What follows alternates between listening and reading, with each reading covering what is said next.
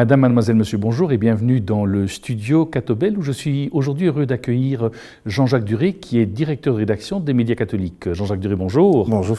Et puis, bienvenue dans votre studio. Merci. Quelle est finalement la spécificité des médias catholiques par rapport à d'autres médias? Je dirais que la spécificité principale des médias, c'est de pouvoir apporter un autre éclairage sur des faits de société, sur l'actualité.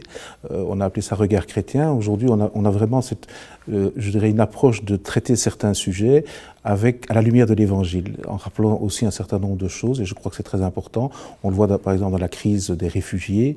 Pour l'instant, tout le monde dit à peu près la même chose. Il faut quand même rappeler aussi un certain nombre de choses que l'Évangile nous dit d'accueillir, et je crois que c'est important de pouvoir traiter ces sujets d'actualité avec un regard spécifique qui est le nôtre, qui plaît ou qui ne plaît pas. Il y a des gens qui nous écrivent et qui ne sont pas toujours d'accord avec nous, mais je crois que c'est très important de pouvoir aller dans cette optique-là, de dire, voilà, nous avons, nous, un mot à dire en tant que journalistes chrétiens, et je crois que c'est très important dans le paysage médiatique aujourd'hui.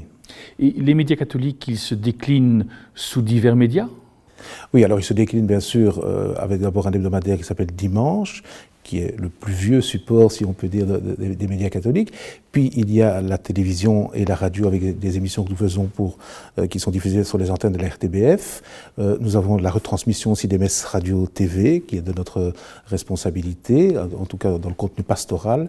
Et puis nous avons aussi aujourd'hui le tout nouveau site internet Catobel, qui regroupe en fait l'ancien site infocato.be et le site cato.be de la conférence épiscopale, de manière à ce que les gens qui veulent avoir une information aient une porte d'entrée pour savoir un petit peu chercher des informations sur ce que soit pense l'Église catholique, soit dit l'Église catholique en Belgique francophone.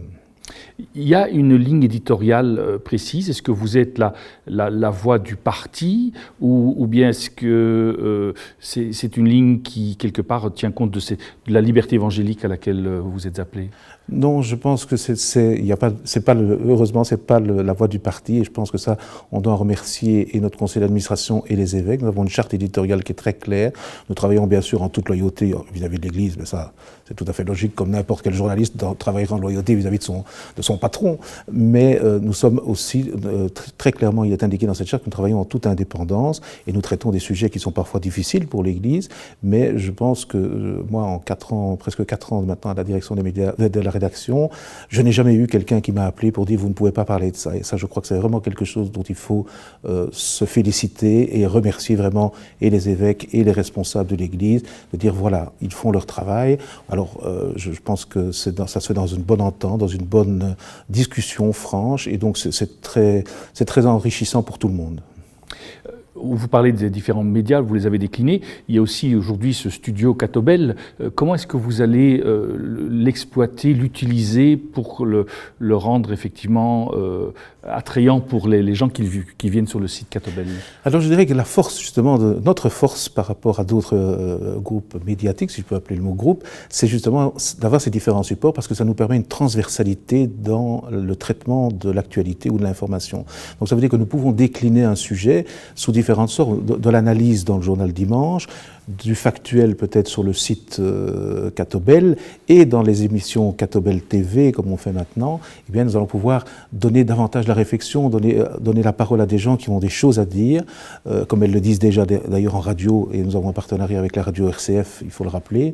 Donc je crois que c'est très important, c'est une ouverture. Aujourd'hui les gens ne vont plus nécessairement chercher l'information, ils la reçoivent. Et si nous ne sommes pas présents dans ces canaux de distribution de l'information, bien effectivement on nous oubliera. Donc je pense qu'aujourd'hui c'est ce qui fait notre force, et nous allons mettre à profit ce studio de TV pour recevoir des invités, des gens qui ont une parole à donner, et qui permettra aussi, parce que nous nous adressons bien sûr aux croyants, aux fidèles, mais nous nous adressons aussi aux chercheurs de sens, aux gens qui sont un peu éloignés peut-être de l'Église catholique, ou pas du tout proches de l'Église catholique, mais qui peuvent avoir un éclairage particulier. Ça nous est déjà arrivé d'avoir des mails de gens, notamment dans des émissions de télévision que nous faisons, qui disent ben voilà, j'ai regardé l'émission, je ne suis pas du tout croyant, mais j'ai beaucoup aimé l'approche que vous avez développée.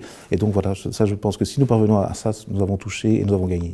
Donc pour vous, votre public cible, ce n'est pas uniquement les chrétiens, les catholiques croyants, pratiquants, vous cherchez également vraiment à élargir le spectre, et les chercheurs de sens, pour vous, c'est un public également fondamental? Oui, je pense que c'est un public fondamental dans la mesure où la société aujourd'hui est une société qui est en questionnement et en mutation. Beaucoup de gens se posent des questions, beaucoup de gens sont en recherche.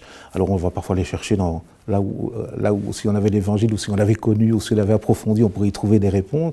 Beaucoup vont chercher parfois ailleurs. Donc je me dis, si nous pouvons arriver à donner un éclairage particulier en matière de spiritualité, en matière d'approche, je dirais plutôt philosophique ou autre, par rapport à des sujets qui touchent les gens dans leur vie quotidienne, je pense que c'est très important de pouvoir y arriver. Et je crois qu'il y a un public qui est demandeur de ça. C'est vraiment demandeur aujourd'hui d'approfondir un certain nombre de choses parce que la vie est ce qu'elle est. Elle est parfois trépidante et on n'a pas le temps de se poser. Donc si nous pouvons arriver à donner cet éclairage particulier, à donner, pas des réponses, c'est pas notre ambition de donner des réponses, mais c'est donner des pistes de questionnement.